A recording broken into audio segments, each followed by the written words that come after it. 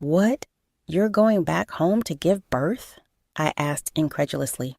My mother-in-law shot me a snide grin and remarked, "Why don't you just stay there forever? I don't want to see your freeloading face." Her words stung, but I managed a composed reply. "Sure, take care then. My name is Slow, a 34-year-old professional. I've been dating Barry for 2 years now. We first met at a party where a shared taste in music sparked an instant connection. After exchanging numbers, we started spending our evenings together, discussing everything from favorite tunes to work challenges over drinks at our local bar. Being with Barry was always a joy, and time with him flew by. Eventually, we became a couple, and life had never felt more fulfilling. Despite our busy work schedules, we cherish our weekends together. The anticipation of seeing Barry motivates me to work harder and be more productive during the week. Our relationship had been a cornerstone of my career success. After a year of dating, we decided to take the next step and moved in together. Both of us were serious about our future and the prospect of marriage. Being with him brought a sense of calm and joy, solidifying our mutual desire to marry. Living together before engagement turned out to be a wise choice. It allowed us to understand each other's lifestyles, strengths, and quirks. A year later, my desire to marry him remained steadfast, and I eagerly awaited his proposal. Though he had his own timing, I couldn't deny feeling a bit impatient lately. Then, unexpectedly, he invited me to dinner at an upscale restaurant. It wasn't a special occasion, yet I couldn't help but wonder if this was the moment. After work, I arrived at the restaurant, nervous yet tingling with excitement. Upon seeing him, I noticed he was even more nervous than I was. His palpable anxiety strangely eased my own. Despite feeling sorry for his nerves, his awkward, intense greeting actually made me chuckle inwardly. Then came the meal, and throughout he was visibly nervous. As we finished the main course, he called my name softly. "Cho." His direct gaze made me slightly apprehensive. "Cho, you're the most wonderful person I want to cherish. I hope you feel the same about me. So will you marry me?" With those heartfelt words, he presented a ring. My answer was already clear. "Yes, I can't wait for our life together." With our engagement sealed, I was overwhelmed with happiness. However, life soon became hectic, and the joy was fleeting. We had to meet each other's families, organize family gatherings, and begin wedding preparations. Balancing all this alongside our demanding work schedules was a challenge, but Barry and I found ways to carve out time and move forward with our plans. When I introduced Barry to my parents, they took a liking to him right away, impressed by his sincerity. Their approval meant a lot to me, and I was grateful they welcomed our decision to marry. However, when it came time to visit Barry's parents, things took an unexpected turn. "Barry's fiancé, you seem rather plain," remarked Barry's mother, R., bluntly upon our first meeting. Taken aback by her comment, I felt knocked down. Barry quickly interjected. "Mom, what are you saying? She's the woman I chose. That was pretty rude." "I'm just being honest, you know," R. responded defensively. Barry's father, Will, stepped in, trying to diffuse the tension. "Enough, R. That's uncalled for." Despite Barry and his father's attempts to defend me, I couldn't shake off the hurt from R's words. Later, Barry apologized. "Cho, I'm sorry about my mom. She's always been straightforward, sometimes too much. I've never been comfortable with it either." "Really?" I asked, surprised by his admission. "Yeah, so please don't let her words get to you. If she says anything after we're married, Let me know right away. I'll handle it, he assured me earnestly. His words brought me relief. From the moment we started dating, Barry had shown he would protect me, even attempting to shield me during our introduction to his parents. Still, my apprehensions persisted, especially regarding the impending family meeting. I couldn't shake the worry that R would disrespect my parents too. Despite my warnings to Barry, he had assured me he would handle her carefully. I had even briefed my parents about R's challenging nature, which they were already familiar with from past encounters. The day of the family meeting finally arrived, and my nerves were on edge for entirely different reasons. "Hello, I'm Barry's dad. It's a pleasure to meet you. Thank you for having us," Will greeted warmly, extending a hand to my parents. "We're Cho's mom and dad," my parents replied politely, trying to keep the atmosphere pleasant. They exchanged pleasantries with Will, but R remained silent, seating herself and ordering a drink without a word. "I'll take her red wine. Looks like we'll need a bit of a drink to make this interesting," she commented casually, her words casting an uncomfortable shadow over the room. My parents were left speechless by R's behavior, visibly taken aback. Both Will and Barry, clearly annoyed, swiftly apologized to us for R's conduct, and so the family meeting commenced. My parents and Will hit it off right away, engaging in friendly conversation throughout the meal.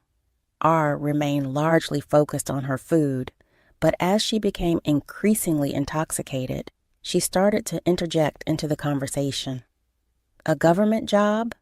It may be stable, but the pay isn't anything to brag about. Barry's marrying into such boring people. If they have kids, they'll probably be just as dull," R remarked, crossing a line with her words. "That's enough," Will intervened, his voice filled with anger. "You need to leave now," R, defiant, muttered. "What's the big deal? I'm just being honest." Will escorted R outside and arranged for her to take a cab home. Returning to the restaurant, he and Barry apologized once more for R's behavior. I was relieved that we had reserved a private room. R had proven to be more of a challenge than expected.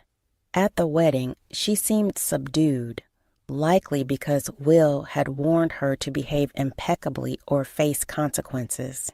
Apparently, he had even threatened divorce if she caused any embarrassment, so she kept her comments to herself.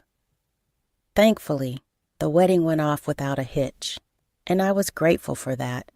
Thus, our married life began in earnest. Barry and I had a wonderful relationship, making our life together blissful. We both shared household responsibilities equally to ensure neither of us felt burdened. It was a bonus that Barry excelled in cooking. I always looked forward to his meals. On days when he got caught up at work but still took on the chef's role, we would cook together. This collaboration made our days together as a happy couple all the more enjoyable. Barry made an effort to visit his family home alone as much as possible, mindful of both R and myself. Thanks to this, I was spared any direct snide remarks or confrontations from R. I deeply appreciated Barry's consideration during this time.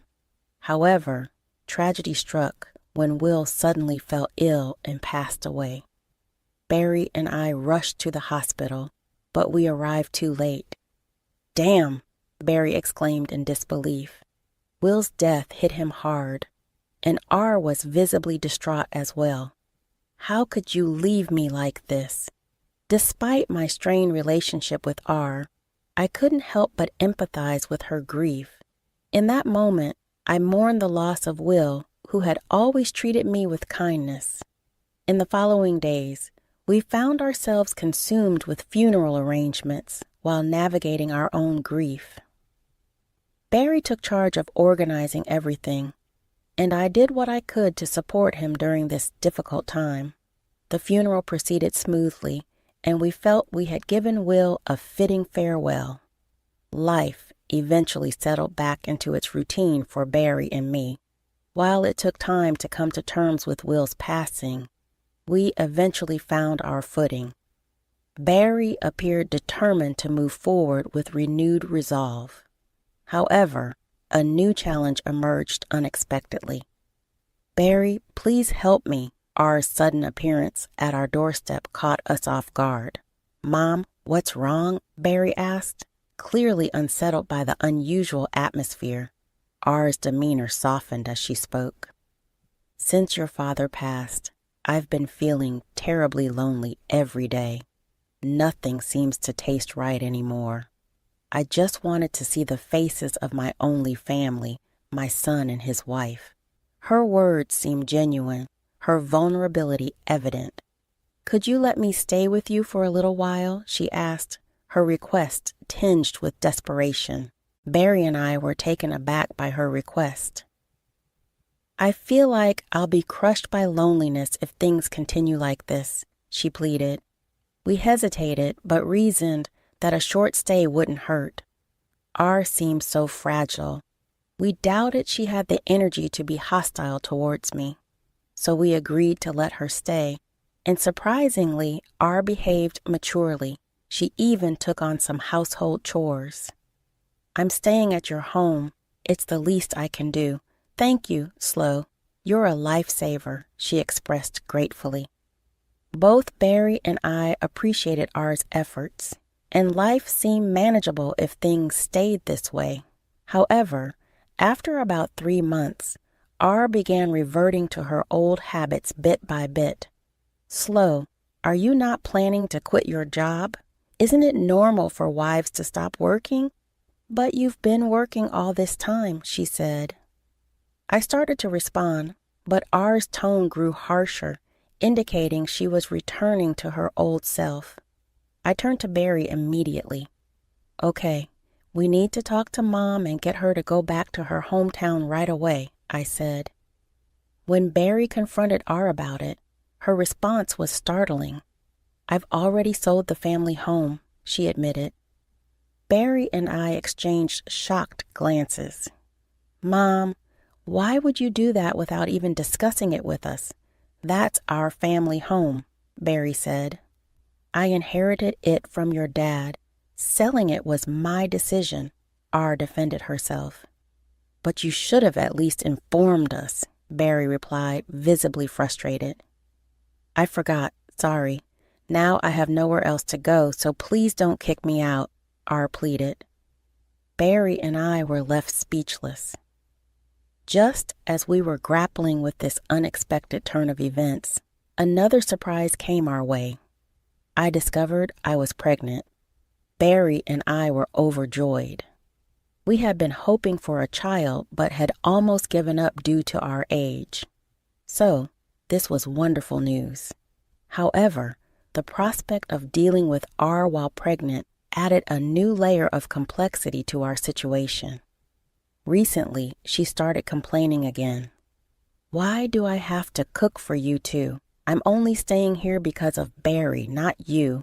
Traditionally, it's the wife who handles all the housework," R countered to Barry. "R would cook only for herself and me, and she'd do her laundry but avoid yours," Barry explained. Barry would reprimand her, and she'd feel remorseful only to repeat the behavior. I was at my wit's end. Feeling the need to escape, I decided to begin my maternity leave early and return to my parents' home. When I discussed this with Barry, he proposed a solution that we both agreed on, and we began to make arrangements. I promptly informed R of our decision and started preparing to leave. "You're going back home to give birth?" R asked. "Yes. I feel it's necessary for a safer childbirth, even though I understand it means leaving household duties behind." "Barry supports this decision," I replied. Upon hearing this, R smirked and sneered. "Why not just stay at your parents' house forever? I don't want to see your parasitic face around here anyway. I bet even Barry's had enough of you. You don't need to come back to this house anymore." I couldn't help but feel a sense of relief at R's harsh words. All right then, take care, I replied calmly. I returned to my parents' house, grateful to be with them again after so long. They had been incredibly supportive, allowing me to find peace and comfort during this time. A month later, Barry arrived at my parents' house with news. I finally got the green light from work. I found us a new place. That's fantastic, I replied. Barry's plan was for us to transition to remote work, which his company had approved. Thoughtfully, he rented an apartment near my parents' home, and we decided to move there. Barry then terminated the lease on the room R had been staying in and finalized our move to the new apartment. Apparently, R was quite unsettled by this, and she called me. Hey, Slow, where are you? I'm at our new place with Barry. New place? Where? R's voice sounded urgent and somewhat panicked. I'll let you know, but I have to be honest. The lease here is being canceled, and everything's being moved out. I can't stay here anymore, I explained calmly. Barry and I are starting fresh somewhere else. But Barry said he's cutting ties with me. He doesn't want to talk to you anymore, I added, trying to make her understand. So, you were just pretending to be nice to stay here, huh? This was your plan because you couldn't make any money from selling the house you got from Will, right? R accused sharply. How did you find out? You were telling the neighbors how frustrated you were that the house your husband left had no value. Then suddenly, it became up for sale. People just can't keep quiet about things like that. Give me Barry back. I'm that kid's parent, so I have the right to live with him. As I've said before, he doesn't want to see you, and I won't pressure him into something he's uncomfortable with, I replied calmly. Upon hearing this, R exploded with irrational anger. Who do you think you are, acting all high and mighty when you're just a broke, freeloading plain wife? That's not a nice thing to say, but it's true. Well, I don't think our paths will cross much in the future, so it doesn't really concern me, I replied calmly. But let me clarify something. Alongside my full-time job, I also have a side gig, and I actually earn more than Barry, I continued. Oh, really? What's this side gig? R asked skeptically. I initially studied web design, so I've been taking on projects in that field. With both my full-time salary and freelance work, I'm bringing in about $7,000 a month, I explained. What? That much? That's more than Will used to make. R was left speechless upon learning about my true financial situation. Clearly, she hadn't expected that her underestimated wife was earning that much. But none of this concerns you. R. Barry has cut ties with you, and I'll be distancing myself even further, I asserted firmly. Wait a minute. If you're making that kind of money, maybe you could lend me a hand, R suggested. I didn't hesitate. I ended the call and blocked her number. It was a relief to expose R's true intentions and leave her feeling regretful. Knowing I wouldn't have to deal with her again brought me a sense of peace. She had no knowledge of where my parents lived or where I worked. With Barry working remotely and our new address undisclosed to her, the likelihood of R tracking us down was minimal. I've heard that R has always struggled with overspending, and whatever inheritance Will left behind has dwindled to almost nothing. She attempted to sell the house, but received a low offer, leaving her in financial trouble. However, old habits die hard. A neighbor from our former neighborhood reached out to Barry and informed us that our spending habits and reliance on payday loans have plunged her into debt. She's been asking neighbors for loans without success, leading to a challenging financial situation. It seems like karma has caught up with her. Meanwhile, Barry and I no longer have to worry about R intruding into our lives.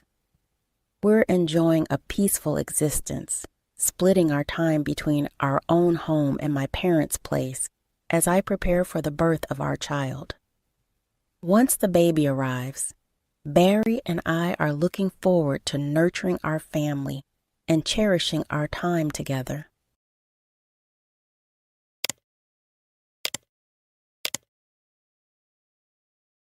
You're nothing more than a distraction, a gold digger playing the long game. And trust me, once I'm done, he'll see right through you. Judith's words were ice cold, her expression calm, as if she were discussing the weather. I sat there frozen, gripping the handle of my mug so tightly I thought it might crack. I wanted to say something back, to defend myself, but I didn't. Back then, I thought staying polite and composed would win her over eventually. I couldn't have been more wrong. My name is Sarah Miller. I'm 26 years old, and I was engaged to Ryan, the most wonderful man I'd ever met.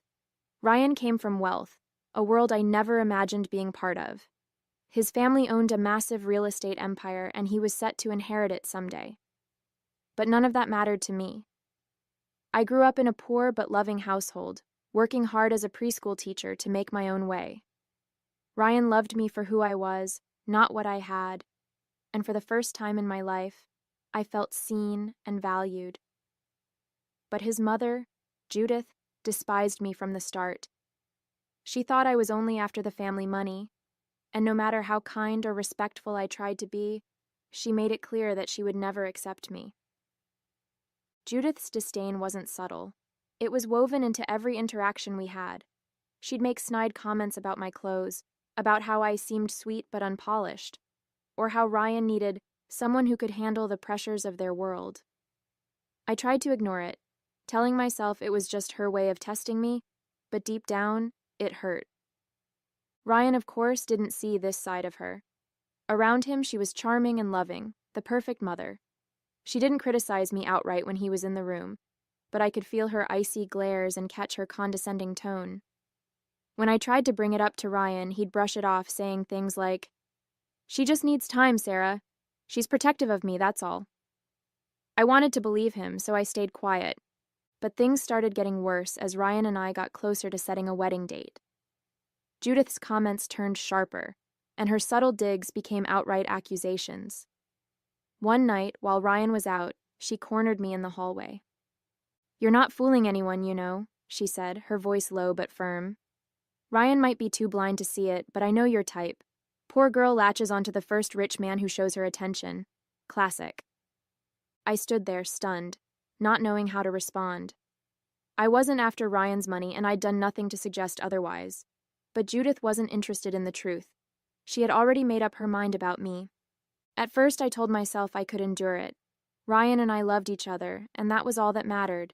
But the constant tension, the whispered insults, and the way she manipulated situations to paint me as the bad guy started to wear me down. Still, I didn't think she would go as far as she eventually did. One evening, after another tense encounter with Judith, I called my best friend Erica. She had always been my go-to person when things got tough, and I desperately needed someone to vent to. "I don't know what to do anymore, Erica," I said, pacing my tiny apartment. "Judith makes me feel like I'm some kind of criminal for loving Ryan. It's like she's waiting for me to fail so she can say, 'I told you so.'" Erica sighed on the other end of the line. "That woman has issues, Sarah. You've done nothing wrong. If anything, you've bent over backward to be nice to her. It's not your fault she's stuck in her high society bubble." I plopped onto the couch, rubbing my temples. "It's not just the insults. She says things to Ryan about me too, things that aren't true, and I don't know how much longer I can take it. I love him, but it's like I'm fighting a battle I can't win." "Have you told Ryan everything?" Erica asked. I hesitated. "Not really. I mean, I've mentioned it here and there, but he brushes it off. He doesn't see what she's like when he's not around."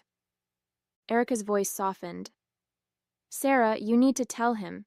He loves you. He deserves to know what she's doing." "I know," I said quietly.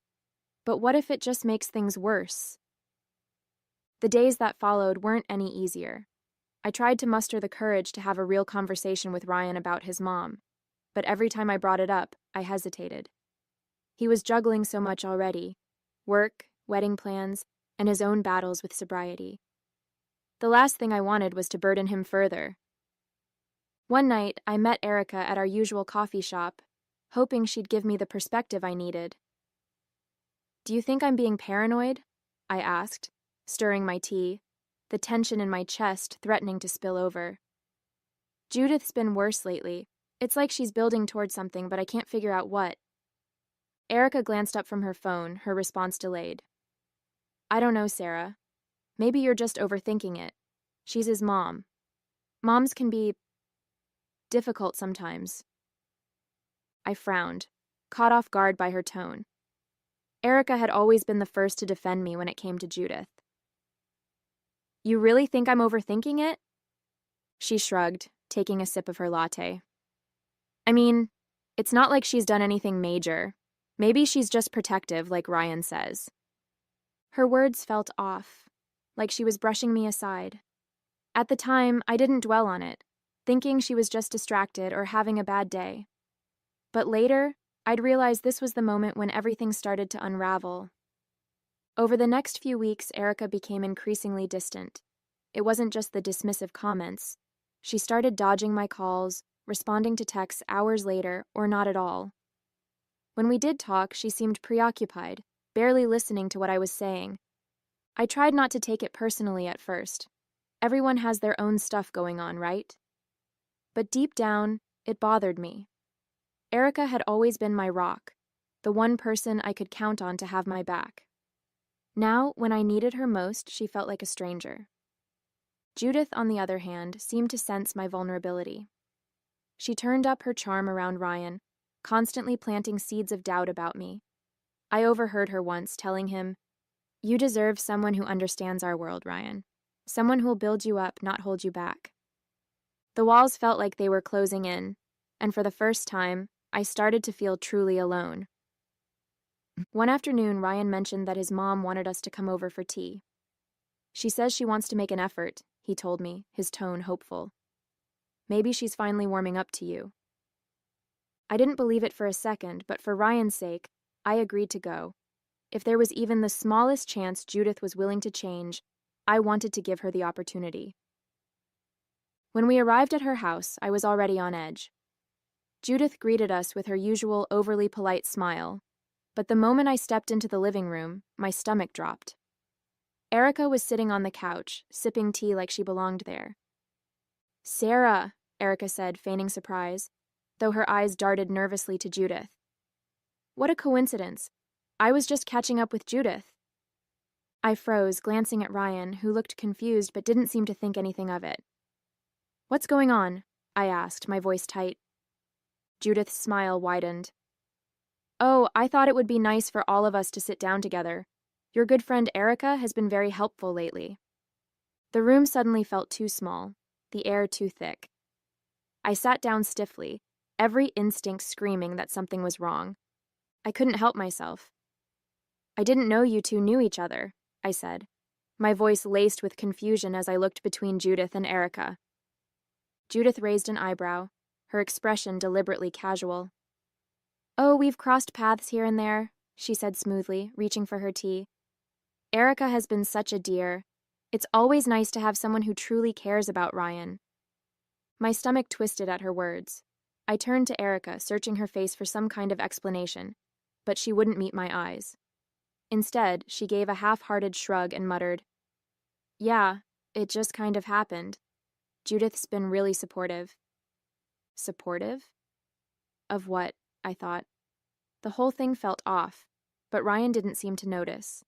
He just leaned back in his chair, sipping his tea, oblivious to the tension brewing right in front of him. Judith set her teacup down with a delicate clink and leaned back, her eyes flicking toward Erica. "Well," she said, her tone light but loaded, "since we're all here, I think it's time to address something important." "Erica, dear, why don't you tell Ryan what you told me?" My heart dropped, a cold wave of panic washing over me. "What are you talking about?" I asked, looking between them. Erica hesitated, her hands fidgeting with her cup. She finally glanced at Ryan, her expression grave. Ryan, I didn't want to say anything, but I can't keep this to myself anymore. She paused for effect, glancing at Judith, who nodded encouragingly. I saw Sarah, with another guy. The room went silent except for the sound of my heartbeat pounding in my ears. What? I said, my voice shaking. Erica, what are you talking about? That's not true. Ryan's face paled as he turned to me, hurt and confusion etched into his features. Sarah? He said softly, his voice barely above a whisper. Erica took a deep breath, avoiding my gaze, and continued. It was a few weeks ago, she said, her voice trembling like this was hard for her. I was downtown, grabbing coffee after work, and I saw Sarah with this guy. They were at some restaurant, laughing, holding hands, and kissing. It was obvious, Ryan. I didn't want to believe it at first, but I couldn't ignore what I saw. I shook my head, my chest tightening so much I could barely breathe.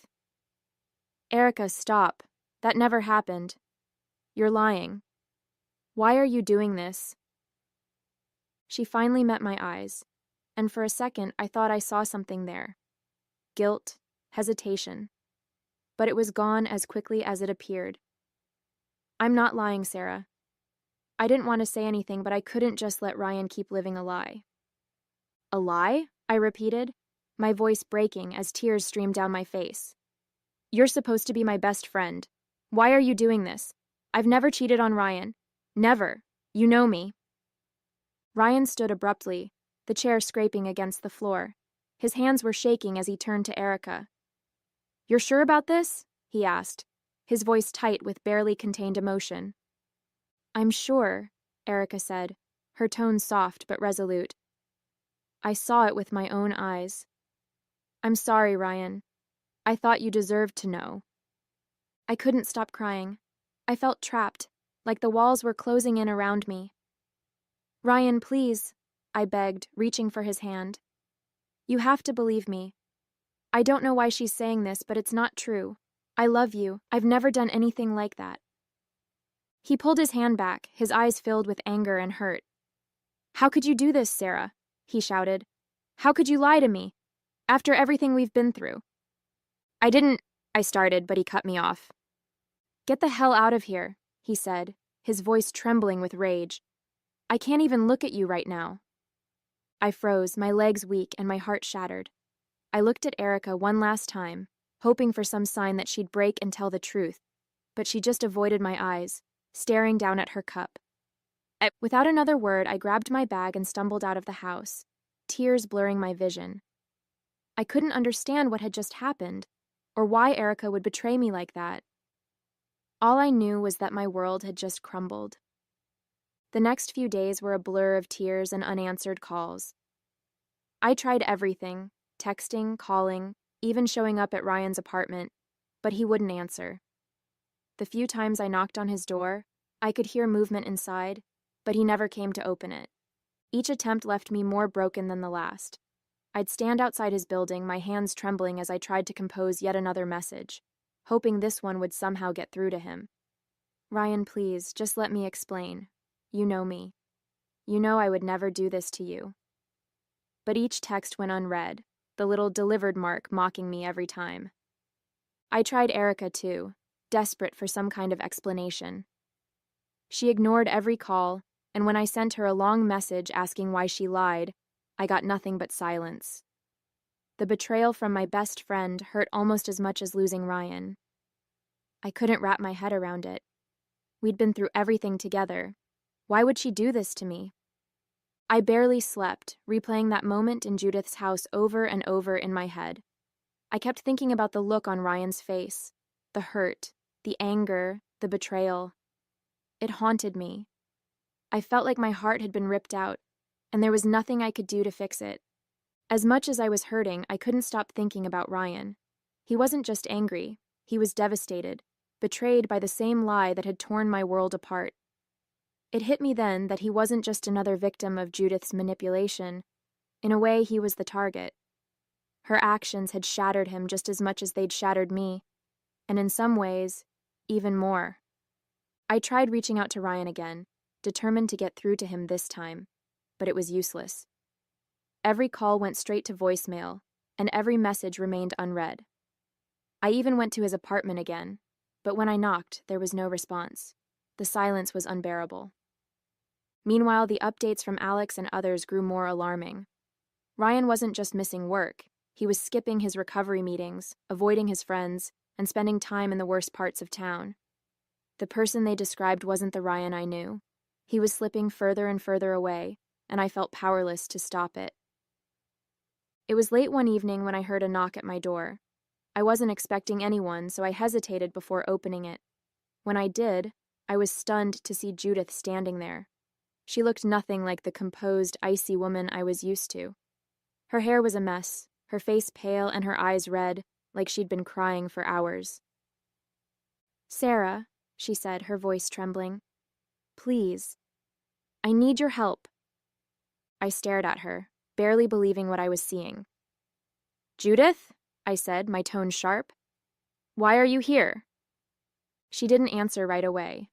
Instead, she stepped inside without waiting for an invitation, wringing her hands like she was trying to hold herself together. "It's Ryan," she finally said, her voice cracking. He's falling apart. He's using again, and I don't know what to do." I folded my arms, the bitterness rising in my chest. "What do you want me to do about it, Judith? You made it pretty clear what you think of me." Her eyes filled with fresh tears, and she sank into the nearest chair. "I was wrong," she whispered, "about everything.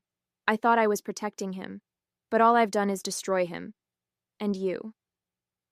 Judith's hands trembled as she clasped them tightly, tears streaming down her face.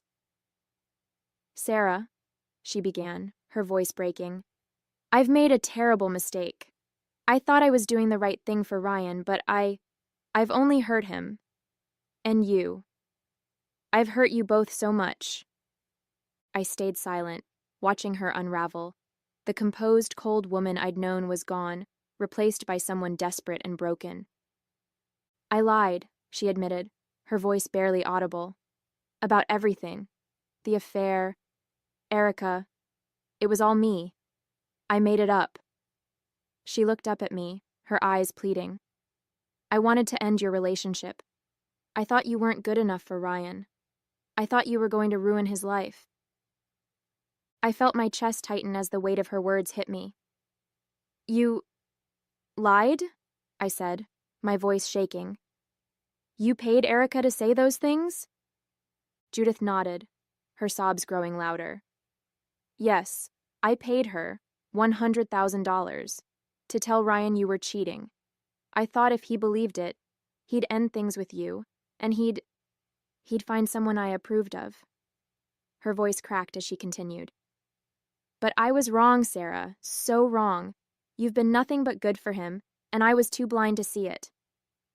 I shook my head, anger bubbling to the surface. "You didn't just hurt me, Judith. You destroyed him. Do you see what he's become because of you? He's back on drugs, he's lost, and he's hurting because of the lies you told." Judith's sobs turned into full-on weeping as she buried her face in her hands. "I know," she choked out. "I know, and I can't undo what I've done. But Sarah, please, please help him. He listens to you. He loves you. You're the only one who can save him." I stared at her, torn between my anger and my lingering love for Ryan. She looked up at me again, her tear-streaked face filled with regret. "I'll do anything, Sarah.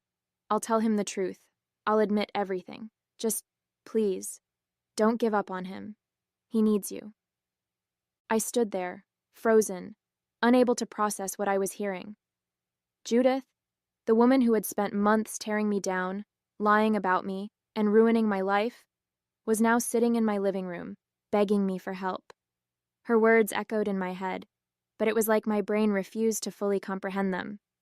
Judith looked up at me, her face streaked with tears, and reached out as if to grab hold of the air between us. "Sarah, please," she whispered, her voice cracking under the weight of her desperation. He only talks about you, even in his worst moments. When he's completely lost, it's you he calls for. My heart ached hearing that, but I stayed silent, my mind racing. Judith seemed to sense my hesitation, and she leaned forward, her voice growing more frantic. You're the reason he stayed clean, Sarah. You gave him hope, something to live for. Without you, he's spiraling. Please, I'm begging you. I'll do anything to make this right. I took a deep breath, trying to steady the storm of emotions swirling inside me. Judith's words hung in the air, and as much as I wanted to walk away from all of it, from her lies, from the heartbreak, I couldn't. Not when it came to Ryan. I'll help, I said quietly, my voice shaking. Judith's tear-streaked face lit up with relief, but I held up a hand to stop her. But I'm not doing this for you, Judith. I'm doing it for Ryan. I love him, and I always have. But what you did, it's unforgivable. I know, she whispered, her voice breaking again. I know, Sarah, and I'll do everything I can to make it right. I'll tell him the truth. I'll admit everything. Just, please, help me bring him back. I nodded, even though my heart felt like it was being ripped apart all over again.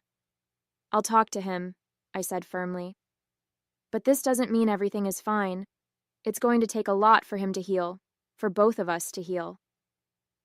Judith wiped her face, nodding furiously.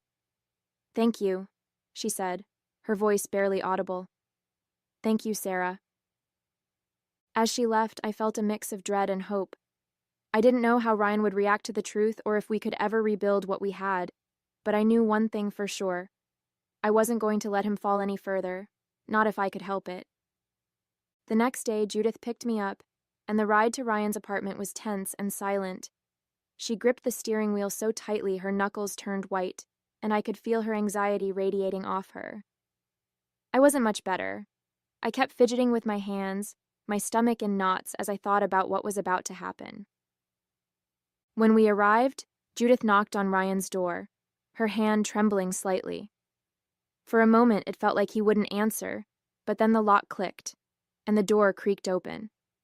Ryan stood there, his eyes hollow and red, his face pale.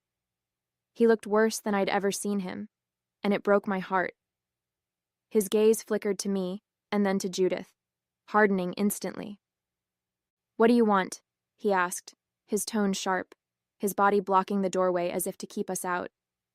I'm tired of you and your games.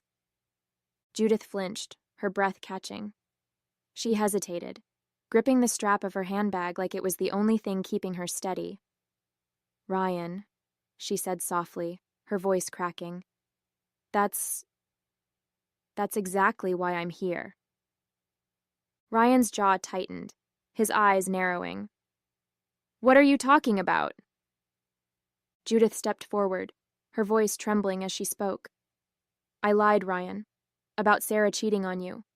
I made it all up. I paid Erica to say those things. I thought I was protecting you, but I was wrong. So wrong. Ryan's face contorted in disbelief, his arms dropping to his sides. You paid Erica? He said, his voice rising with each word. You lied about Sarah? Why the hell would you do that? Judith sobbed, covering her face with her hands. I was trying to protect you, Ryan. I thought she wasn't good enough for you. I didn't see what she meant to you, what you meant to each other. I see it now, and I regret everything I've done. Please, I'm begging you. Forgive me. Ryan stepped back, shaking his head as if trying to make sense of what he'd just heard. His eyes darted to me, filled with guilt and pain. Sarah, is this true? He asked, his voice almost breaking. I nodded slowly, tears welling up in my eyes. It's true, Ryan. I tried to tell you, but you wouldn't listen. Ryan stared at me for a long moment, his eyes searching mine, and for the first time in what felt like forever, I saw a flicker of the man I fell in love with. His lips quivered, and then, slowly, the corners of his mouth turned up into a small, shaky smile. You were telling the truth, he whispered, his voice thick with emotion. "You never lied to me. You never gave up on me." I nodded, tears streaming down my face. "Never, Ryan. I never stopped loving you." Before I could say another word, he stepped forward and pulled me into his arms, holding me tightly like he was afraid I'd slip away again. His body trembled against mine, and I felt the weight of everything we'd been through in that moment. "I'm so sorry," he murmured, his lips brushing against my temple. "I should have believed you. I should have fought for you, for us." I pulled back just enough to look into his eyes, smiling through my tears. "It's okay," I said softly. "We're here now." And then, for the first time in what felt like an eternity, he kissed me, tenderly, as if savoring the moment. The pain, the betrayal, and the heartache melted away, replaced by the warmth of knowing we were finally back where we belonged, together. Looking back, I still feel the weight of everything we went through. The pain, the betrayal, and the lies. They left scars that won't heal overnight. I spent so many sleepless nights questioning myself, wondering how people I trusted could hurt me like that. Even now, it's hard to think about Erica. She was my best friend, someone I confided in for years, and she sold me out for money. I don't know if I'll ever be able to forgive her. As for Judith, it's complicated. She's made an effort to make things right, and I can see the genuine regret in her actions now. She's softer with me, more respectful, and I think she's finally realized how much Ryan and I mean to each other. But trust? That's going to take time. I don't hate her anymore, I can't. What she did was awful, but in the end she came to me, admitted her lies, and helped Ryan and me find our way back to each other. Ryan, he's my heart. Seeing him smile again, watching him rebuild himself, it's everything I could have hoped for. He's working on his recovery with a renewed determination, and I'm right there by his side, every step of the way. I don't know what the future holds, but I know one thing for sure: we're stronger now. What we've been through has only deepened our love and commitment. If this experience has taught me anything, it's that love isn't always easy. It's messy, painful, and at times it feels impossible. But when it's real, when it's worth fighting for, it has the power to heal even the deepest wounds. For Ryan and me, this is just the beginning of the life we're building together. And for the first time in a long time, I feel hopeful. Hey there! Did you like the story? If you did, don't forget to hit the like button and subscribe to the channel. It helps us a lot and makes sure you won't miss out on more great stories we share here. Thank you for watching, and we'll see you in the next one. Are you the reserved guest I was expecting? I have something important to discuss with you. Would you mind sparing a moment? As I was about to enter the restaurant, a woman in a chef's attire, wearing a tense expression, approached me. Intrigued, I wondered what she wanted to confirm regarding my meal. However, when I listened to her, I was hit with a shocking revelation that made me go pale. My name is Emily Thompson, 31 years old, working in the advertising industry. I work diligently to create better advertisements, and although it's a challenging job, it's incredibly rewarding. My husband, John, whom I met through work, is a year older than me, and we've been married for a year. Being a dual-income household, we efficiently share our household chores and help each other manage our lives. Initially, our interactions were solely work-related, but as time went by, we started having more personal conversations and grew closer. Closer, I realized that we shared similar interests and values, and I started developing feelings for him. Fearing that we might not see each other often after our collaborative project was coming to an end, I mustered the courage and confessed my feelings to him. Despite my nervousness, he accepted my feelings, and we started dating. After a year, he proposed, and we got married. Before marriage, John revealed that he had been previously married and was divorced. They were married for about a year, had no children, and mutually decided to part ways due to differing values. It seemed like John regretted not being able to make his previous marriage work. He appeared a bit reserved when it came to love, probably because of his past experience, but I understood. As long as there were no lingering issues, I didn't mind his past. It wasn't about wanting happiness for marriage, but wanting to live my life alongside John. So I accepted the fact that John was divorced and went ahead with the wedding. Our married life was filled with happiness, but slowly the real implications of John being divorced began to unravel. After our wedding, we moved to an apartment close to both our workplaces, and John's parents live nearby, and we get along well. Our married life has been smoother than I anticipated. Initially, I had concerns about living so close to my in-laws, fearing potential conflicts, but they were always kind to me. Given our work schedules, John and I hardly have time during the weekdays, but we make the most of our weekends. Living with my husband, due to both of us working, we don't get much leisure time together on weekdays, except for brief conversations at dinner. Therefore, we spend a lot of time together on weekends. We both enjoy eating and often cook dishes we want to try at home. Ideally, dining out would be great, but I have an allergy to fruits from the rosacea family, so I can't casually eat out. Even when I think a dish doesn't contain these fruits, they might be used as a hidden ingredient, making it tedious to constantly check with restaurants. Even a slight touch causes my skin to turn red and swell. I feel bad asking about ingredients at restaurants and have developed an aversion to dining out due to this. I developed this allergy as an adult, and initially, I was taken aback since I hadn't expected it. I recall a time when I ate a lot of strawberries and my mouth swelled up, making it difficult to breathe. I used to eat fruits frequently, and after getting tested at the hospital, I was devastated to find out about my rosacea fruit allergy. Discovering that I could no longer eat favorites like strawberries, apples, pears, and peaches saddened me. I've had reactions after eating food I thought was safe, only to find out they contained allergens, which further discouraged me from dining out. This made me apprehensive about buying ready-made meals or snacks, adding a bit of stress to my life.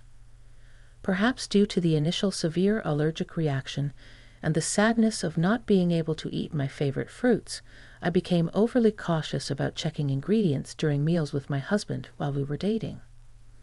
My constant checks made me feel apologetic. However, I can't feel at ease without thorough confirmation, and without it, I can't fully enjoy meals.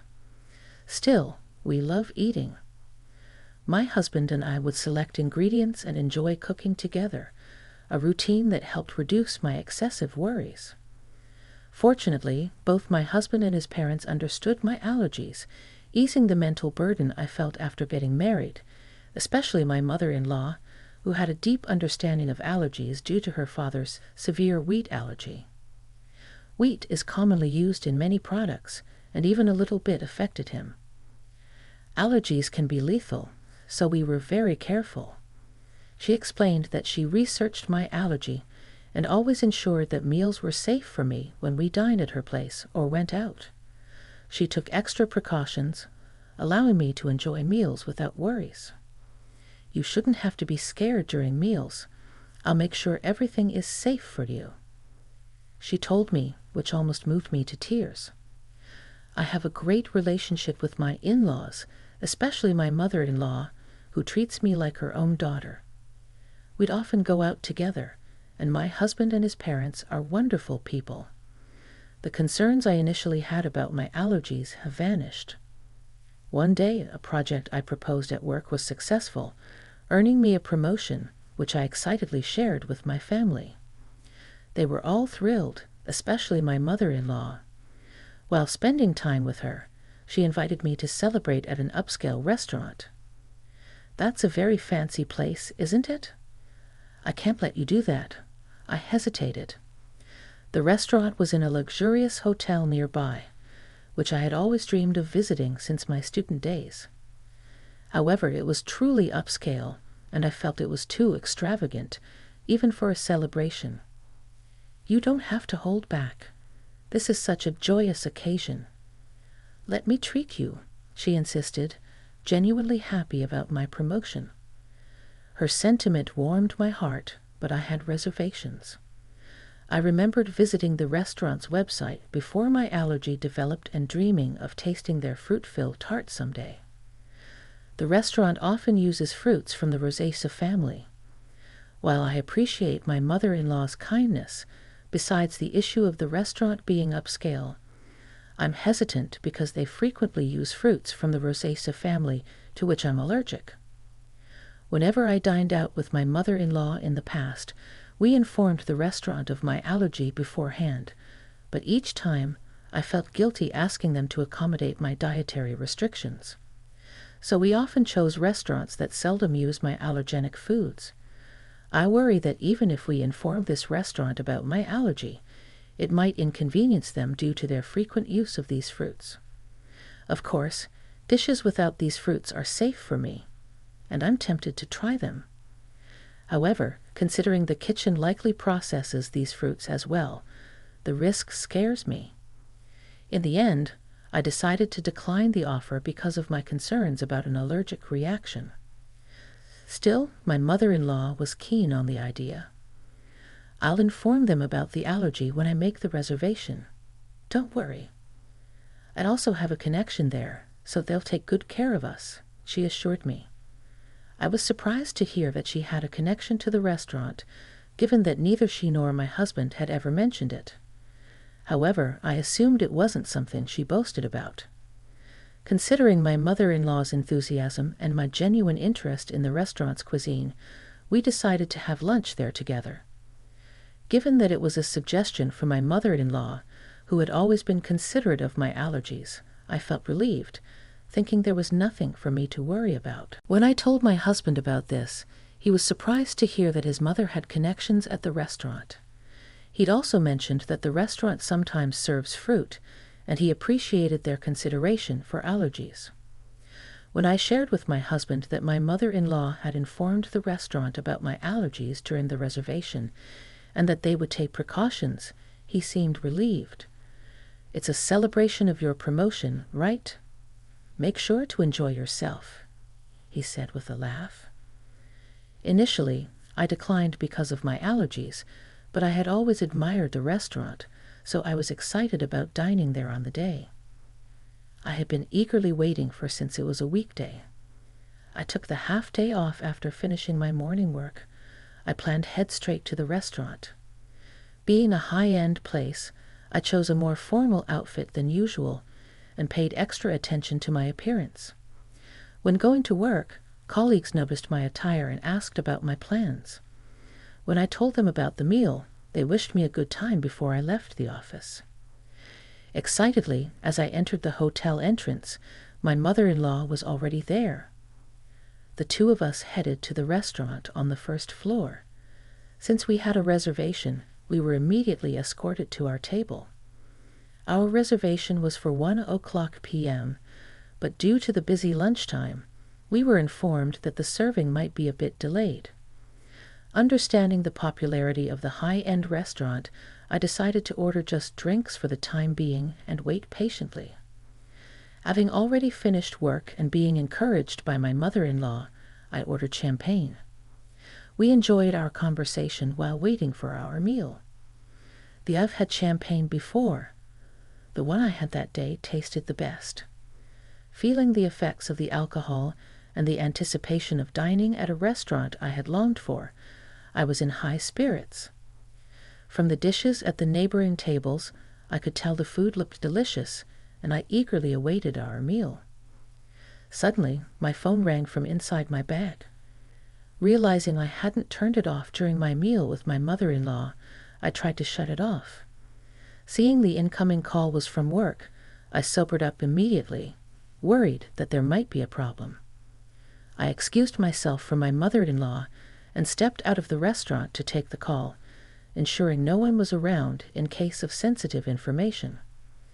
The call was regarding a document I had submitted earlier that day. My colleague urgently needed clarification. Relieved that it wasn't because of an error on my part, I answered their questions and wrapped up the call in about 5 minutes. As I was about to turn off my phone to go back and enjoy my meal, an unfamiliar woman approached me. "Excuse me, you're the customer who made a reservation for today's meal at the restaurant, right?" The woman was dressed as a chef, presumably from the restaurant's kitchen. She looked rushed and a bit out of breath with a concerned expression. I wondered why she would come out during such a busy time. I was puzzled, but when she said she needed to confirm something, I answered her questions.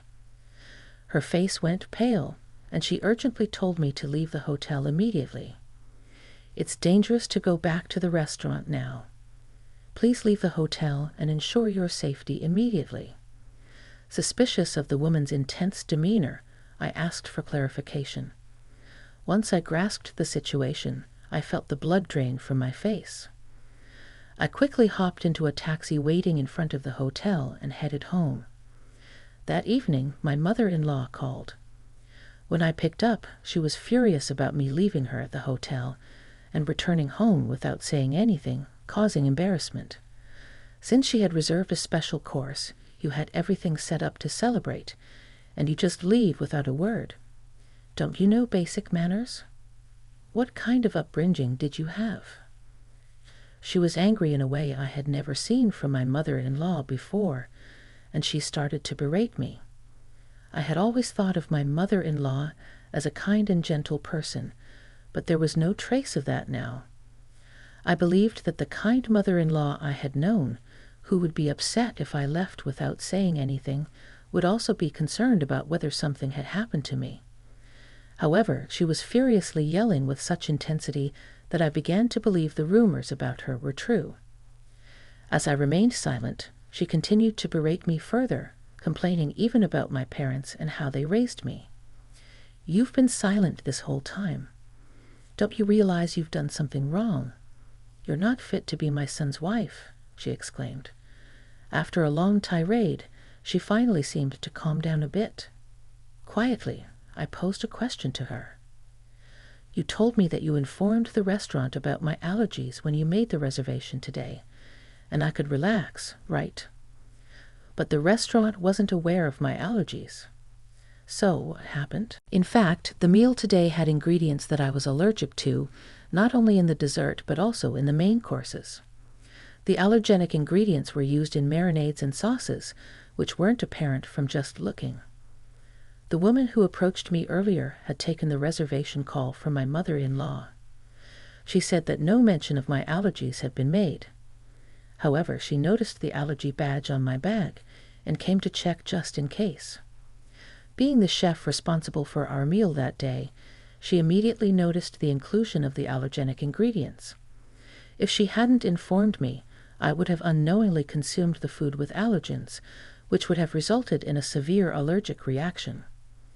Initially, I doubted that my mother-in-law would purposely make me consume allergens, but considering the woman took time out of her busy schedule to inform me, I quickly believed her. Furthermore, this woman knew about my mother-in-law's true nature, and she deduced my situation, advising me to leave immediately and ensure I went somewhere my mother-in-law would follow. The reason she knew my mother-in-law was that she was my husband's ex-wife, now working under the name Kate Young. Seeing me with my mother-in-law, she realized I was the new wife and decided to help me out. She assumed I was the new wife because she believed that my mother-in-law wouldn't have female friends, especially someone of a similar age, after getting married to my husband. The ex-wife lived with his parents and was subjected to significant mistreatment by my mother-in-law before they married. She, like me, thought the mother-in-law was gentle and kind, which left her quite baffled once they started living together. When my husband or father-in-law wasn't around, the ex-wife faced continuous criticism for her housework and was always subjected to snide remarks. Being a full-time housewife, she had no escape. Despite her culinary skills honed from attending a professional cooking school, the mother-in-law still found faults with her dishes, even discarding them at times. She considered discussing this with her husband, but the mother-in-law was adept at concealing her true nature, especially around him. Feeling her complaints would fall on deaf ears, the ex-wife aimed to gather evidence. However, as she had recently become a full-time housewife, she lacked funds and was almost constantly under the watchful eye of the mother-in-law. Unable to gather proof and without anyone to confide in, she felt trapped in this life. So she fled in the form of a divorce. Despite never having worked before, she utilized her culinary license to seek employment and was lucky to land a job at the restaurant. She worked diligently, and over time, the memories of her mistreatment faded, and she began to enjoy her work. After a few years, as she matured into a full-fledged chef, for some reason, my mother-in-law discovered she worked there and started frequenting the restaurant. Upon realizing her ex-daughter-in-law was there, she discreetly threatened her for discounts. While she declined absurd demands, past traumas influenced her to yield to some. And the connection my mother-in-law spoke of referred to the ex-wife. When I questioned why she hadn't communicated my allergies to the restaurant, my mother-in-law fed ignorance. I knew about your allergies, so I must have told them. Maybe it's the staff's oversight, she countered defensively, placing the blame on the restaurant staff. Given that the reservation call was handled by the ex-wife, it's probable that my mother-in-law deliberately didn't mention the allergies, intending to pin the blame on the restaurant. However, I was already onto her game. Considering the restaurant's stringent guidelines on allergies, if informed, they'd have accommodated my dietary needs. Moreover, they record calls for dispute resolutions, so it would be easy to verify who was at fault. When confronted with this, my mother-in-law, not anticipating recorded evidence, fell silent. I pressed on. You've always been cautious about my allergies. Why did you not mention them this time? Until now, my mother-in-law was well aware of the dangers of allergies and always showed concern, so I never imagined she'd do something like this. She knew that by doing this, it wouldn't end well for me, given that we had a good relationship until now. I was curious why she acted this way and sought an explanation. After a brief silence, she shouted defiantly, "I despise you. You outshine me. You deserve some pain." She was envious since I received praise at work and was more liked in the neighborhood than her. She arrogantly claimed that even if I spoke out, no one would believe me. If it weren't for this incident, I wouldn't have believed she was capable of such actions. Thus, I had collected evidence to reveal her true nature and confronted her with it. Everyone would believe me. My parents and my husband John are here listening to everything. Plus, this conversation is being recorded. Everyone present had heard her berate me and her intentions to purposely expose me to allergens. In fact, after leaving the restaurant, I immediately went to my parents' house and had John join us. I had informed them of the situation, and we were discussing our next steps when she called. So I swiftly switched the call to speaker and started recording it for evidence. As a result, we had her incriminating statements on tape. She was taken aback by my revelation and asked in a shaky voice, "Wait, is John there with you?" She never expected her son to find out and asked in a trembling voice. In response, her son, who had been silent and emotionless, gathering evidence, spoke up. "I heard everything." "I can't believe you'd do something like this, Mom," he said in a suppressed angry tone. She hastily began making excuses. "It wasn't like that. I didn't mean her." Her desperate attempt seemed insincere, especially after her earlier outburst. His anger was evident as he shouted, not only towards Kate, but also towards Emily. "I don't even want to think of you as my mother anymore. We're cutting ties." Given the true nature of the mother he had trusted, John was beyond furious. He then declared his estrangement from her, ignoring her cries. Furthermore, my parents said that they would sue her for attempted murder, and John cut off the call, disregarding her voice.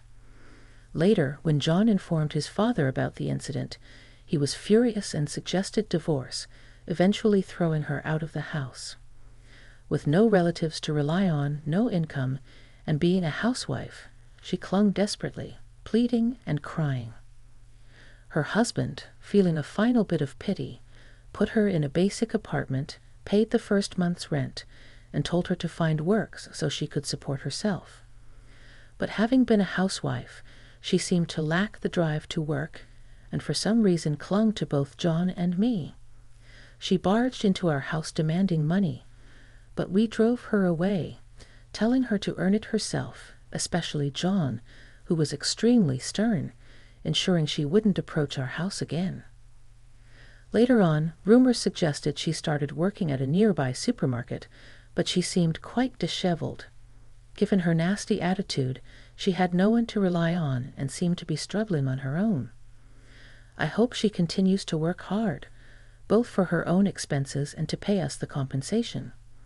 I want her to stay out of our lives.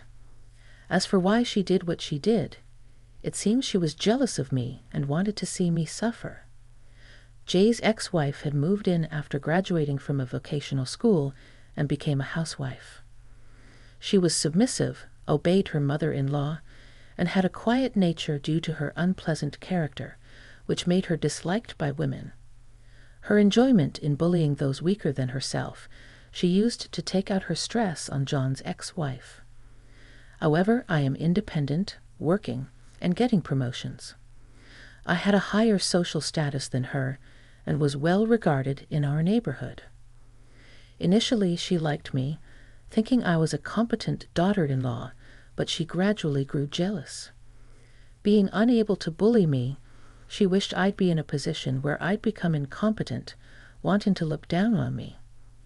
After the explosive call when John and his father confronted her, she confessed everything, leading to their declaration of cutting ties with her.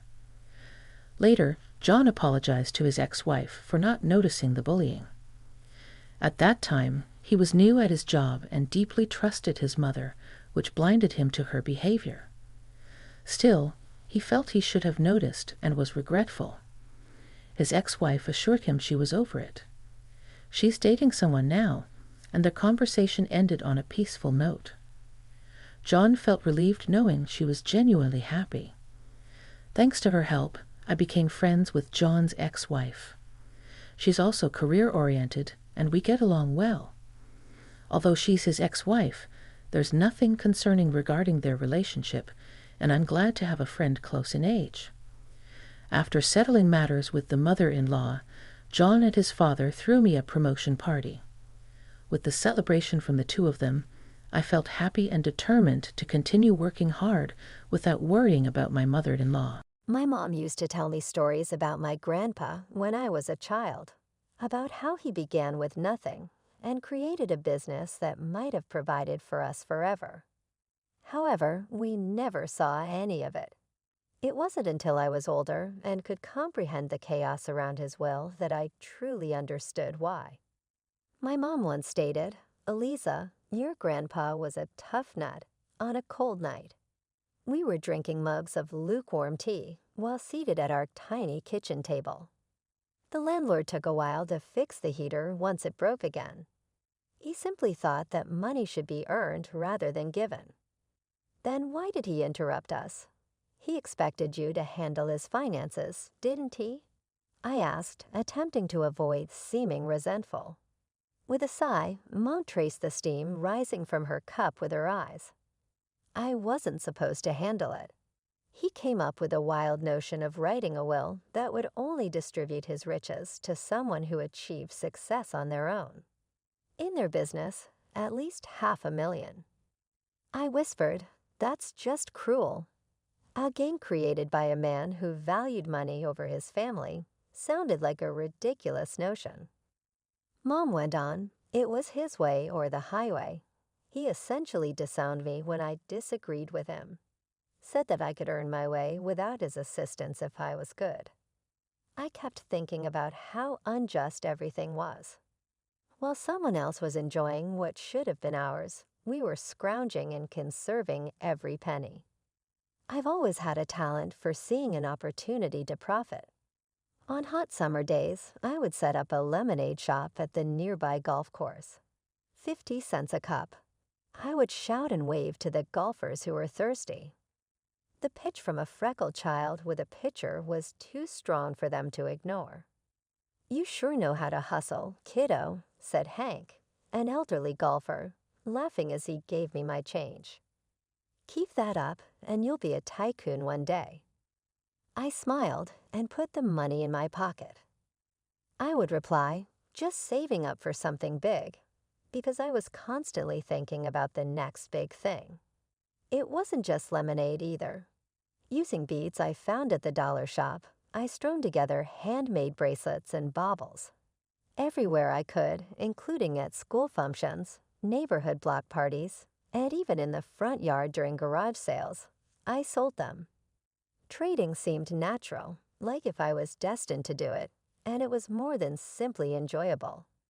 My mom used to joke to her friends, "Elisa's got her own little business empire going," but there was a tinge of pride in her voice that gave me a slight boost in confidence. However, what truly stood out was the stitching. It felt like all of my Christmases had arrived at once when I was able to purchase that vintage sewing machine at a yard sale. It was difficult for me to learn how to sew. The online instructions weren't always clear, and the machine was erratic, particularly when the internet connection was intermittent. However, I persisted. Before long, I was transforming plain clothes from the thrift shop into stylish ensembles. "Elisa, is that the same shirt you wore last week?" One day, Sarah spotted me at my locker and scoffed. "Looks different." "Yes, gave it a little makeover," I remarked nonchalantly as I closed my locker. "You need to give it a go sometime. It might help you feel better." A few other females stayed behind, but she sneered and marched off. "What you did with your shirt was absolutely awesome." With a bashful grin on her lips, one of them said, "Could you do mine?" "Of course." With pride in my heart, I said, "Bring it tomorrow." After word spread, I started accepting bespoke orders. It was no longer simply pocket money. It was serious business. People were willing to pay a high price for originality, which I was all too glad to supply. I carried my most recent masterpieces to the neighborhood street festival one lovely day. My pulse racing with the excitement of it all, I put out my clothes, set up a rickety table, and waited. "You think people will buy these?" My friend Mike looked at the onlookers doubtfully and questioned. "They'd be crazy not to," I said with a growing sense of certainty. And they did. They crowded my table. I hardly had time to pick up the cash and deliver the clothing. A man with his car keys jangling in his palm came up among the confusion. "Hey, a block away from here, my car broke down. I saw your booth. This stuff is yours," he said, gesturing to my improvised exhibit. Yes, everything was produced by myself. "While you wait for a towel, do you need anything to do?" I gave him a shirt and joked. He chuckled, a real laugh that made his head pop back. "Actually, I was wondering if you'd do men's stuff too," he said. "Sure do," I said, taking out a couple of the bits I had tried. After glancing over them, he gave me a curious glance. "You're talented. Have you considered turning this into a legitimate business?" "Every day," I said without a pause. His grin got bigger. "I'm Jack, by the way." "Elisa," I replied, sensing the gravity of the situation as I shook his hand. This seemed like a portal swinging wide open. It wasn't simply another transaction. I tallied the money as the day came to an end, feeling a wave of satisfaction. One stitch at a time, I was making it happen. This was it. Mike replied, "Told you they'd love your stuff," while assisting me with packing. "Yes, you were right," I said, my smile uncontrollable. "Looks like I might just make that 500,000 mark after all." Things started off more quickly than I had anticipated when Jack and I met at the fair. He was different from the men I knew. He was from a wealthy family, But when you were with him, you forgot about it. He seemed carefree. He was always making plans and smiling. We began spending more time together, and soon we were in a committed relationship. He once said, "Eliza, I think it's time you met my parents." Just thinking about it made my stomach turn. I was aware that his parents were old money, the sort that denigrated others like me. "Are you sure?" I asked, my voice tense. "I don't think they'll like me much." Jack laughed it off. "They'll love you. Don't worry so much." The drive over to Jack's parents' house felt like the longest ride of my life. Jack kept talking about mundane stuff, probably trying to ease the tension, but my stomach was in knots. We turned into a long driveway, and there it was, a massive house that looked more like a museum than a home. We walked up to the grand entrance, and the door swung open before we could even knock. There stood Jack's mom, Mrs. Thompson, dressed impeccably in a way that made me feel underdressed instantly, despite my careful choice of outfit.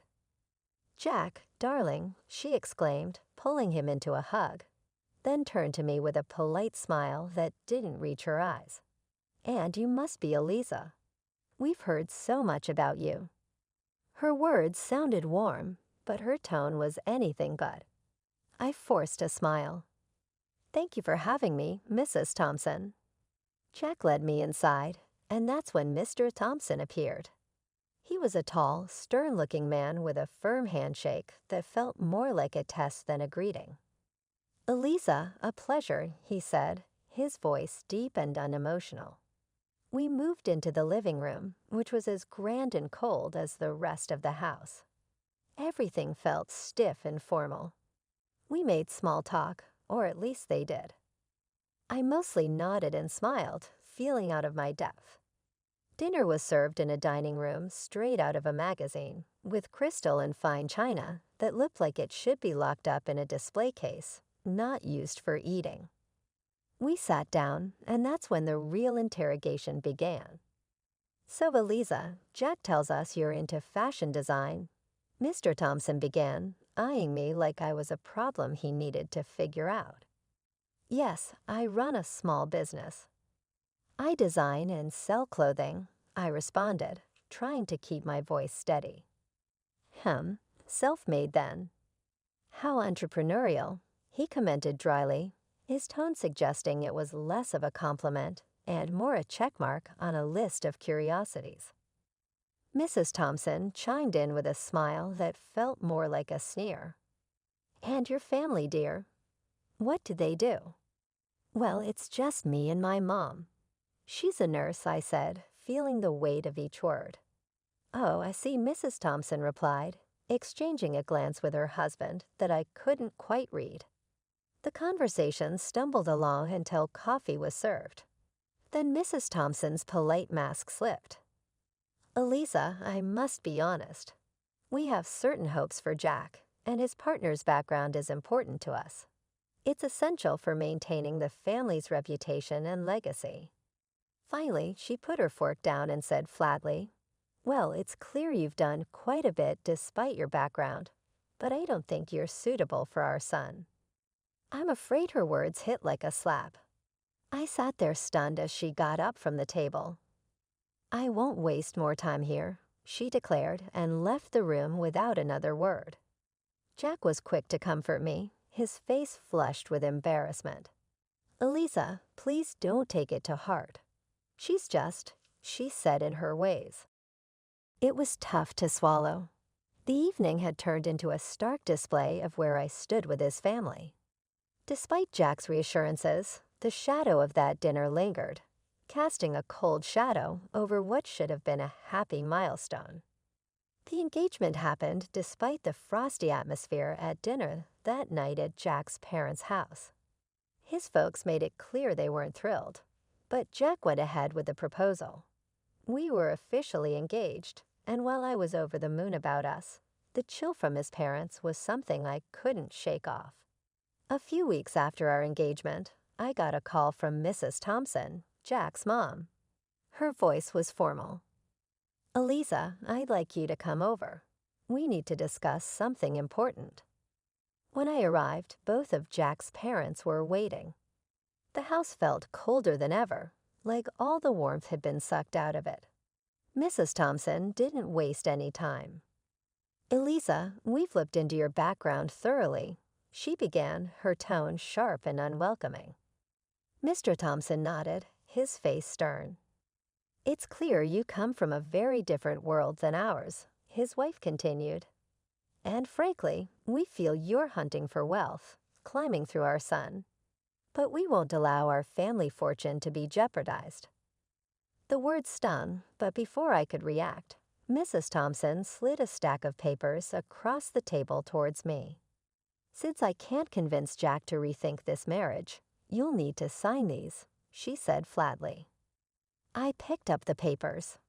They were a prenuptial agreement. As I read through it, it was clear I wouldn't lay claim to any of Jack's wealth, and neither would any children we might have. Without hesitating, I signed them. "I'm not marrying Jack for his money," I said, handing the signed papers back to her. Mrs. Thompson looked taken aback, her eyes wide. Even Mr. Thompson raised an eyebrow, surprised by my quick compliance. I left their house feeling a mix of relief and resentment. At home, I told Jack everything. He laughed it off. "Wow, you really showed them. Good for you." But his laughter didn't sit right with me.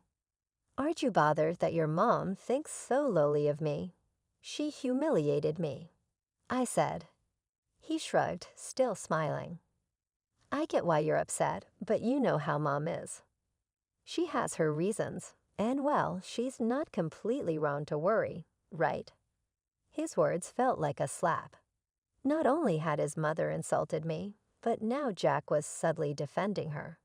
It hurt realizing that maybe he wasn't entirely in my corner. A year after our engagement, as the wedding drew closer, my life was a whirlwind of excitement and stress. My business, a sportswear brand I had started from scratch, was finally taking off. It was thrilling to see my designs being worn and loved. I had built a small capital, enough to expand and take on bigger challenges. As for the wedding, I wanted something simple and intimate, but Jack had other ideas. He dreamed of a lavish celebration. "Eliza, we're only doing this once. Let's make it big," he'd say with that grin that made it hard to argue. So I agreed, and we planned a grand event. I found myself splitting the bill for a grand venue, exquisite catering, and a band that could keep our guests dancing all night. I managed to snag some deals, haggling discounts wherever I could. Old habits die hard. The wedding day was perfect, at least on the surface. Our guests seemed to have the time of their lives, and Jack, and I couldn't stop smiling. We were floating, caught up in a bubble of joy. But not everyone was caught up in the festivity. Throughout the evening, I caught Jack's parents whispering, their faces pinched with disapproval. His mother, ever the social butterfly, floated around the room, dropping hints about her worries that I was after their family wealth. I overheard her telling a group of relatives, "It's all very extravagant, isn't it? I just hope she understands the value of money, not just spending it." Her voice was loud enough to carry, and her words stung more than I expected. After the wedding, things didn't settle down. Jack's mom posted on social media, lamenting that Jack had married someone like me. She wrote about her fear of losing her son to a woman who, in her eyes, wasn't worthy. Reading those words hurt. I felt my throat tighten and my eyes burn, not just with sadness, but with frustration. I tried to talk to Jack about it. "Your mom's posts, they're really harsh. Can you talk to them? They don't even know about the business, how well it's doing." Jack sighed, his face troubled. "Eliza, I know it's tough, but let's not rock the boat, okay? My parents, it's just how they are. But they think I'm some gold digger, Jack. They don't see that I don't need their money." He pulled me close, his voice soothing. I know, but let's just ignore it for now. They'll come around. They just need time to see what I see. I nodded, not convinced but exhausted from the argument. I agreed to let it go, not because I thought he was right, but because I was too tired to fight. It was easier to focus on my business, pouring my energy into something positive, something that was mine. Despite the personal turmoil, my business kept growing. Orders poured in, and my brand gained a following. I was doing interviews, photo shoots, and even talking about partnerships. My days were packed, and I thrived on the hustle. The evening of the charity dinner arrived, and it was held at a swanky hotel downtown. The event was all about supporting sports programs for kids and teenagers. As the main costume designer, I had decided on a blue and white theme that matched not just the decor, but some of the latest pieces from my sportswear line. Jack and I walked into the grand hall, a room buzzing with well-dressed guests and shimmering lights. I was nervous but excited to see my design showcased in such a grand setting. That excitement quickly soured when we spotted his parents across the room. Their cold stares cut right through the warmth of the bustling crowd. Jack noticed but said nothing, and their blatant disregard stung me deeply. But I bit my lip and kept walking. As guests began to arrive, I circulated the room, chatting and networking. Jack was by my side, his usual charming self, but I could tell he was a bit overwhelmed by the scale of the event. "You're really pulling out all the stops, huh?" Jack commented as we watched the crowd from a distance. "Go big or go home," I replied with a wink. "Elisa, you've outdone yourself," a familiar voice said from behind me. Turning around, I saw a local sports celebrity who'd worn my designs before. "These uniforms are fantastic." "Thanks so much." "Enjoy the evening," I smiled, handing them a business card. "Let's catch up soon."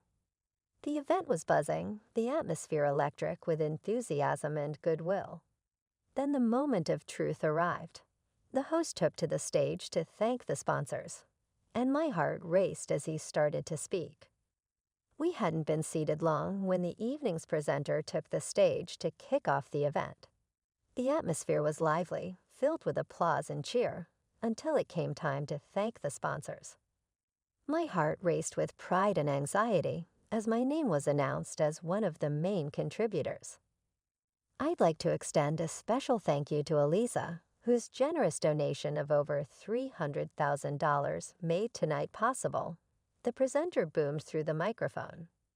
The room erupted in applause, but it was abruptly pierced by a shriek from Mrs. Thompson, Jack's mother.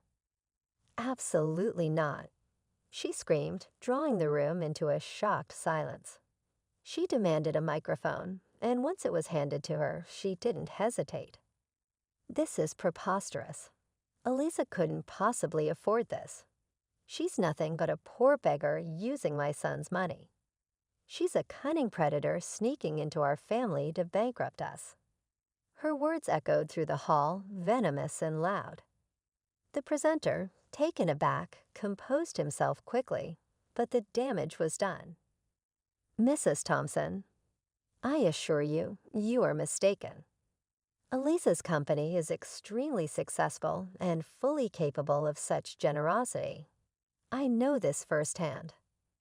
The crowd murmured, the tension palpable. Then, in an unexpected move, the presenter passed the microphone to Jack, hoping for him to clear the air.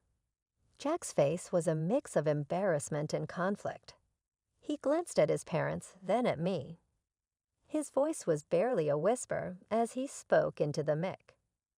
"I have nothing to say," he muttered, and with that, he walked over to his parents, leaving me standing alone amidst a sea of whispers. The weight of the moment settled heavy on my shoulders. I felt exposed and humiliated, not just by the accusations, but by Jack's refusal to defend me, to affirm the truth about my success. The pride I had felt in my contribution was tarnished, overshadowed by the drama unfolding around me. Stepping into the spotlight, I approached the microphone, my heart pounding, but my resolve clear. Good evening, everyone. Thank you for being here tonight. I started, my voice steady despite the tumble of emotions. Tonight, I'd like to share something very personal about my journey. The room fell silent, all attention on me. I started as a street entrepreneur, not just to make ends meet, but driven by a dream. That dream led to the creation of a sportswear brand that many of you know now. Pausing, I looked around, meeting the eyes of young athletes and seasoned businessmen alike. When my company's profits hit $500,000, I fulfilled a promise to a very special person, my grandfather. I continued, my voice growing stronger. He left a will stating that his inheritance would go to a relative who made their own success, reaching that exact figure in their business. Whispers filled the hall, and I took a moment to let that sink in. That inheritance has been used to fuel not just my personal growth, but to give back through charity, much like tonight's event. The crowd was listening, some nodding as I unfolded more of my story. After the pandemic, my business didn't just survive, it thrived, growing several times over. Every challenge faced was a stepping stone. As I concluded, I said, I stand before you not just as a business owner, but as someone who believes in the power of perseverance and dedication. The room erupted into applause, some guests standing in ovation. I scanned the crowd, seeing faces light up with respect and admiration. But my eyes briefly caught Jack's parents. Their expressions, once haughty, now showed disbelief and embarrassment. They quietly exited the hotel. Jack, looking equally shaken, tried to approach me, muttering an apology. Elisa, I just shook my head and walked past him, my emotions a mix of triumph and heartache. I needed space, not just from the evening's drama, but from everything. I decided to stay at the hotel that night, alone with my thoughts.